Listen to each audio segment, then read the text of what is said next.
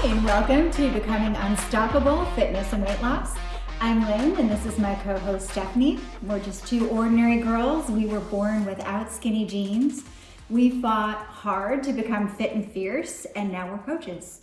We started this podcast so we could help share the knowledge and insights that have helped many of our clients with an even larger audience, and our dream is to help you become unstoppable.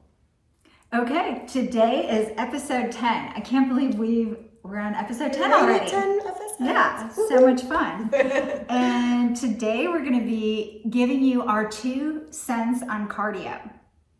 And this is just our experience. We talk about this pretty much every episode, letting you know that you can find a million different perspectives out there on the right way to do things. We are just sharing our knowledge, experience, and insights, and then hopefully you'll take what we share and see what works for you.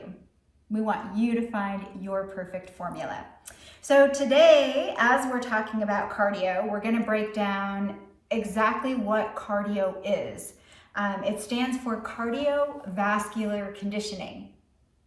That means we use it to strengthen our heart. And so I just want to ask Stephanie, first of all. Stephanie is a trainer at an F45, I can say it, right? An F45 here in McKinney, Texas.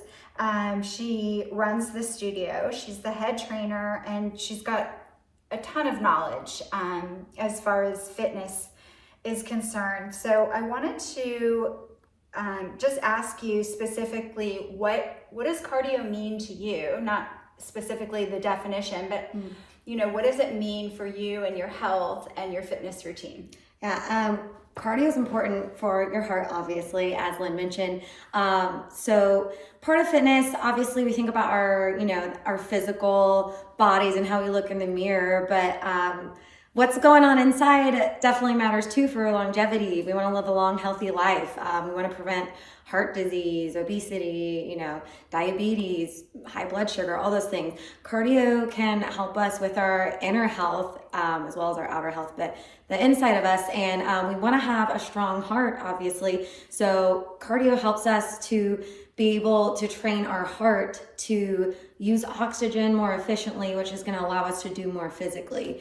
And when we're training our heart, it is a muscle too. So even though you can't flex it like your bicep, it's constantly working, and we want to condition that as well. So our elasticity of our heart can change, and it allows us to pump blood more efficiently, and will help with our general health. And I'm a big advocate for healthy lifestyles, not for physical appearance, but for being around for a long time for your family and taking care of yourself. Yeah. Well, I do want to, I'll just expand on the physical appearance thing a little bit too, because I agree with you. Like, what's inside is so important. But I think a lot of times, especially in my coaching business, because I'm a nutrition and mindset coach, I think women are sometimes ashamed for wanting to look phenomenal.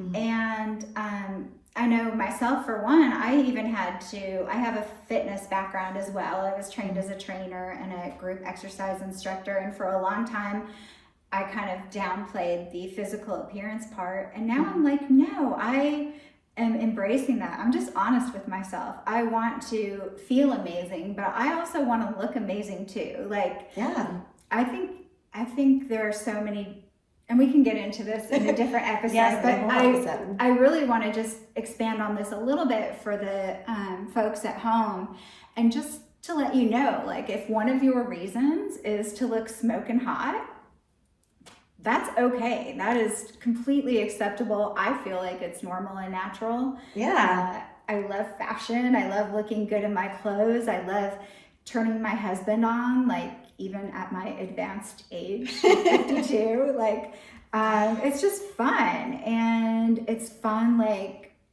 I'll even get into the sex thing. Like being fit and cardio is really good for your sex life. I know. There you go. Another win. Another win. Don't go there. Hey, that's a win. That's going to affect many women. And there's nothing wrong with that being one of your goals, and especially the physical appearance thing. Yeah, there's no shame in that. I know that's one of my reasons I like to do fitness.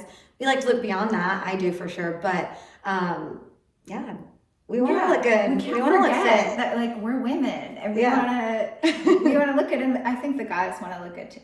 So anyway, so you use it for conditioning your heart. What's on the inside is very important to you. Mm-hmm. And then what about the idea? I know I used to be really attached to like the number of calories that I burned. I learned somewhere along the line, and I believed it, that was the way to get lean. If your goal was to get lean, that you should increase your cardio. Mm-hmm. So what are your thoughts on that? I mean, I think that's kind of a myth, and I think that's a common thought is like, I need to do more cardio to lose weight.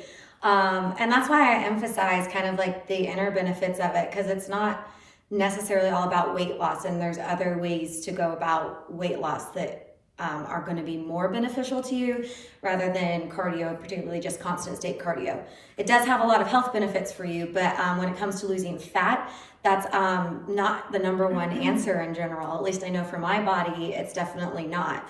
And I think if more people focused on, instead of being like, oh, I burned this many calories a day as a win, focus more on how many grams of protein did you get? Are you eating right? And did you have a good workout? Are you sleeping? Are you hydrating? Rather than just being so focused on the burn, thinking that you can, eat whatever you want because you got, oh, I burned 700 calories because I worked out for 3 hours, or whatever. It's good to burn calories and work out hard and give your body that time. But if that's what you're really focused on, I feel like that's not a winning mindset for weight loss. And I think a lot of women fall into that trap. Like, yeah, the burn is great, but if you think that's going to be your one solution, I think it's good to not get your mindset on like, I burned this many calories all the time. Yeah. Or I think for conditioning too, it's really useful to look at how quick you recover, right? Mm-hmm. How quickly your heart rate can come down after it's super elevated. Like, how fast does your body regulate? Because that's really a measure of your conditioning, right? Absolutely. And then also, how long can I stay in a really elevated, at a really elevated heart rate? Like, how does my body handle that? I think those are interesting things to start tracking and measuring, because that's really the measure of your heart and the hard work that you put into increasing that heart muscle. Absolutely. Yeah, over time you'll start to notice, especially if you're doing like interval training and stuff, if your heart rate can come down more quickly, that means you're healthier and more conditioned, and your heart's in a really good spot. So it's good to see that kind of progress. Yeah, sure. So fun. And then what kinds of cardio do you do? We touched on this in a previous episode, but let's talk about, there's running, there's rowing, biking. So let's talk about that first of all. Like, what are the ways that people at home can get their cardio in?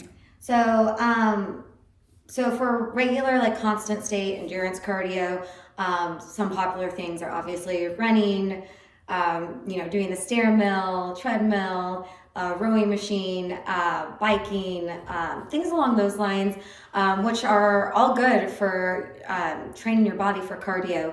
But another alternative is doing HIIT style training, which you can apply to all of those things.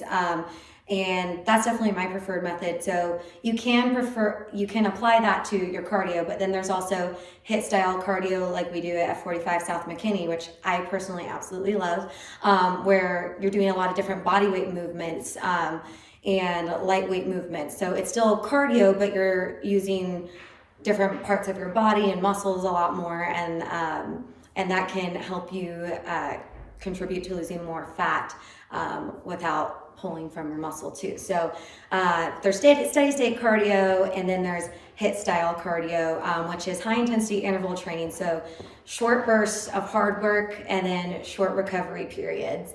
That can vary a little bit, but with those are your two like categories for cardio. that we can focus on there.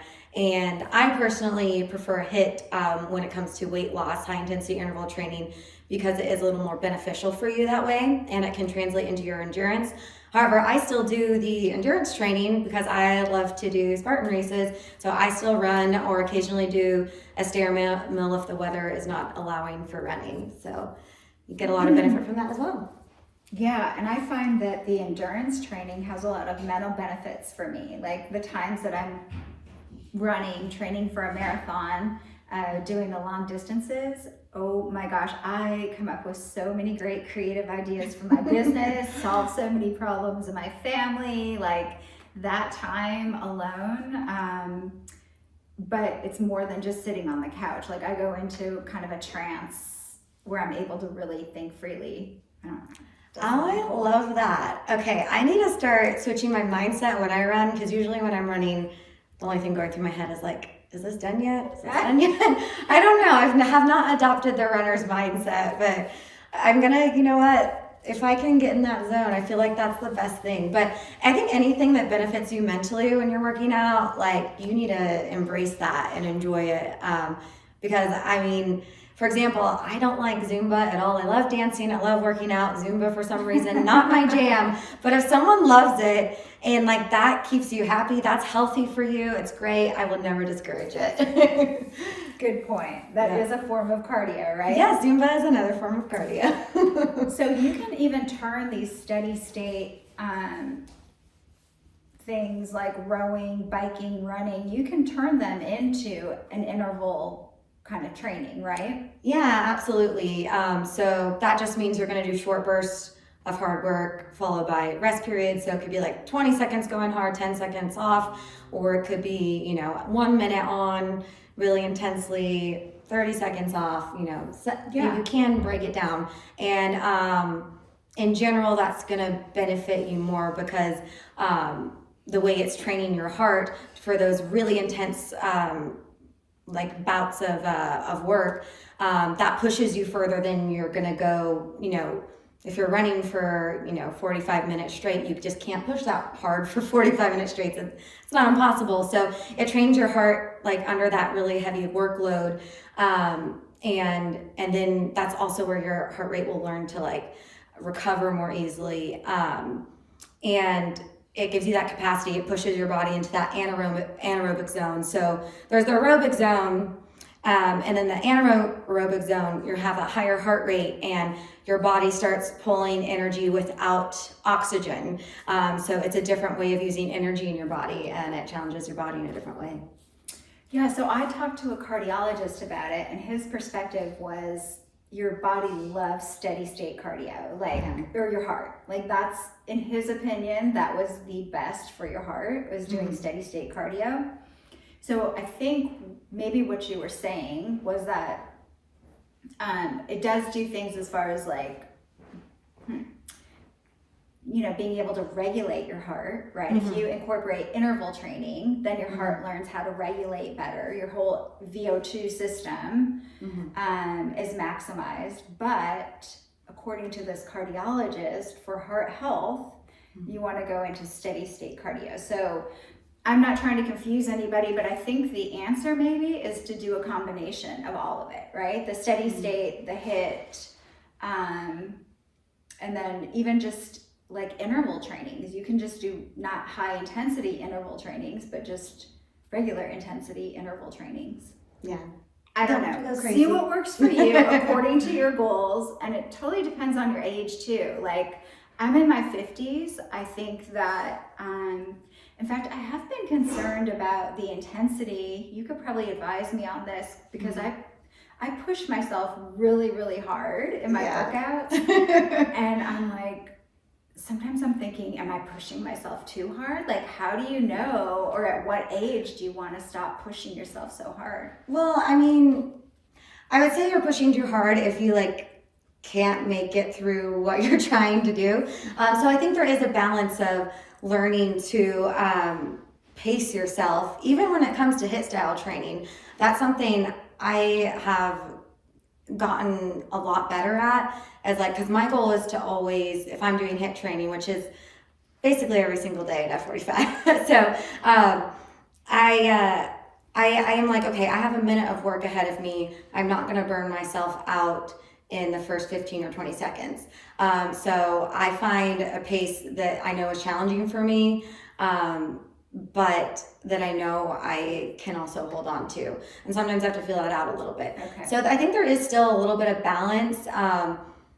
But I mean, if you're tracking your heart rate, you can see if you're going like working at 95% or higher, that's not necessarily great to be hanging out in that zone the whole time. So you can kind of track where you are, but if you are totally like burning yourself out on sets, you don't need to do that constantly. Like, you're going to be healthy if you can challenge your body without totally exhausting your body in just like one set of work. I love If that. that makes sense. I think that's really easy for people to hang on to too. Challenge yourself without exhausting yourself. If you're hitting that exhaustion threshold, that's probably not where you want to be. So much, yes. Okay. And definitely, like you said, you don't want to stay there too long. Yeah, no, you don't need to have your heart rate elevated to a crazy amount for an extended amount of time. I love it. Well, thank you for all of that. So in your opinion, should you do cardio and weights together? I know there are different opinions on this whole thing. Yeah. Do you incorporate cardio and weights together in your workouts? So if I am separating out my resistance training and cardio, so when I'm training for races and I get force myself into running, I will always do my resistance training first and do the run after. And the reason for this is that when I do my resistance training, weightlifting, my muscles they need to be ready for it. So if I run and I'm exhausted, my muscles are already tired, my body's tired, I will lift afterward, and then I feel like I don't lift to my full potential. If I lift first, I feel like I'm able to get my full potential with my lift, get all the benefits from my muscles, and then I can run after, and it doesn't really affect my run. Personally, in my experience, unless I totally just like obliterate myself during my resistance training and like go over the top, I don't really notice a difference. So performance-wise, it helps me to do steady state cardio after I do a resistance session. Okay, so those are great tips. See what works for you, but those are good gauges, good things to keep track of, right? How are you feeling after you're doing the weights? Are you able to complete your run? Like, just what works best for you? How does your body feel the best? Yeah, absolutely. Okay, and then as a general rule, there are so many different things you can read about how much cardio you should be doing. But I kind of throw all of that out the window because honestly, I get exhausted from so many contradictory viewpoints, and especially when my own personal experience has proven most of the theories wrong. So I really go by like, hey, what works for me the best? And I'm not talking about heart health as much as, I mean, that, you can rely on the cardiologist to tell you, hey, this is how much is good for your health. Mm-hmm. But I mean, as far as like really shredding body fat and getting to the composition that you want your body at with lean muscle, I used to do cardio 5 days a week because I thought, well, I want to lose fat. So the more cardio I do, the more I'll lose fat. And then I found out through a lot of trial and error, like, wait, no, the more I lift weights, the leaner I get. And that is contradictory to what you're going to read online a lot or in books, but that's my personal experience. And like, there are some sites that'll tell you if you want to shred, lift heavy. I didn't believe them until I experienced it myself. Okay, so how much cardio do you do? What is most effective to be at your goal weight? So I do twice a week high intensity interval training that's like full on head to the wall cardio. Like it's body weight movement, lightweight movement, but it's intense cardio. That's what we do at 45. I love it. It works great because those 2 days a week, I'm like, okay, so I'm going to really focus on my heart rate and pushing myself on the cardiovascular side. And then the rest of the week, which I usually work out 6 days a week, the rest of the week I focus more on the resistance training or a combination of both. I think 2 days of intense cardio is plenty. And just like Lynn says, with the weightlifting, that is going to, at least in my experience, it's going to be a lot more beneficial for weight loss and looking lean than just burning calories doing cardio. Sorry to interrupt you, but this is what happens. So you burn 500-600 calories. Well, for me, I have a hard time even burning 400 calories in an hour. But you burn those calories, but then what you don't realize is like you're that much more hungry throughout the day. And so no matter how hard you try, you're going to make up for those 400 calories in your food consumption. So it's really like, it's a rat race. It's a, what do I tell my daughter? I don't know. It's a mindless cycle. Yeah, the hamster wheel kind of just going and going. Yeah. I agree. Yeah. That's why I always kind of dread like implementing running when I go into my races, because that makes it very hard to lose weight doing all that cardio and just steady state cardio, because the appetite for steady state cardio, for me, it just like goes through the roof, and it just kind of puts you in a tough position if you have that appetite. Some people might not have that experience, but I know I do. And I know I've talked to a lot of my friends that run for races, and they experience the same thing when they incorporate running again. I didn't lose 1 pound when I trained for my marathon. No. But I wasn't trying to either. Yeah. I just thought it was interesting. I'm like, how can I burn that? I mean, my training days were 20-mile runs, right? How can you run that many miles and not lose any weight? It's crazy. It's pretty wild. Yeah. So don't be afraid of weightlifting. It's actually going to make you leaner, not bulkier. Yes. So we kind of are promoting weightlifting in this episode, even though we didn't mean to. But really what we wanted to do was just guide you on your cardio and let you know that, hey, maybe you don't need as much cardio as you think. You might want to revisit that for yourself a little bit. Play around with, as Stephanie mentioned, the different kinds of cardio, your HIIT, your steady state, and then even like your regular interval training. And you can play around with the combinations. Do you alternate days? Do you do HIIT? You can play around with all of it. There are so many different ways to get your cardio in. And I did want to mention also, when you were talking about like the body resistance exercises, I wanted to name them specifically, like burpees, jumping jacks, mountain climbers. Yeah, that even people could just do at home, right? Yeah, there's so many different like combinations. You could do so many variations just on a burpee, throwing in some push-ups in there. That sounds like resistance, but you could throw a couple of those with some cardio. That'll do the job. Ice skaters, if you're familiar with this type of stuff, that's one of my favorite bodyweight movements outside of burpees. So there's a lot of just bodyweight movements you can do that's interval training, and that's going to help you build muscle as well. Yeah, high knees, so you run in place and you touch your knees to your hands.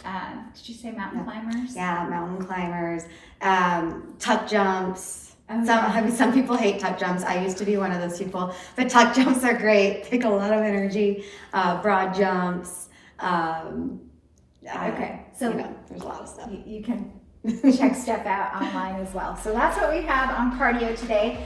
If you have any questions, we would love to hear from you. Our contact information is in the show notes. And if you liked the episode, please take a moment to rate and review it so more people can find it. And tune in next time for some more Becoming Unstoppable Fitness and Weight Loss.